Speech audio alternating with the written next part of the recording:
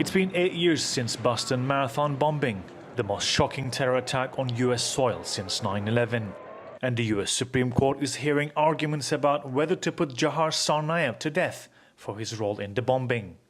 In 2013, Tsarnaev and his brother Tamerlan detonated 2 homemade bombs close to the finish line of the race.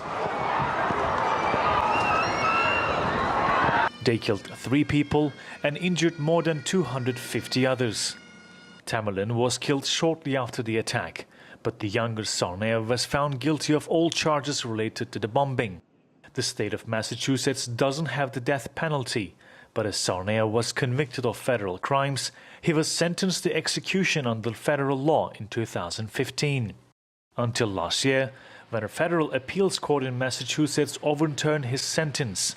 But the Trump administration was quick to appeal, and Biden's government has not changed course. I personally believe that it's up to the states to decide, that this is an issue the states should decide, and the federal government should not have a death penalty, that each state should get to decide. Because if the state of Massachusetts, which has decided they don't want the death penalty, has a case, and the feds try it in Massachusetts where the death penalty is unlawful.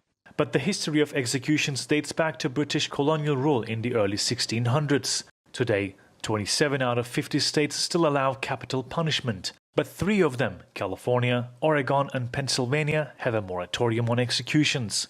According to a 2020 Gallup poll, public support for the death penalty is the lowest it's been in 50 years. Besides the lack of overwhelming public support, death penalty cases are often long and expensive. In 2019, 22 people were executed, and this year there have only been 3 executions so far. Under former President Trump, the US resumed federal executions after almost 20 years. The death penalty has been seen by some as necessary to prevent murders and other crimes. But the ethical questions around the practice are unlikely to be resolved with the Boston Marathon case.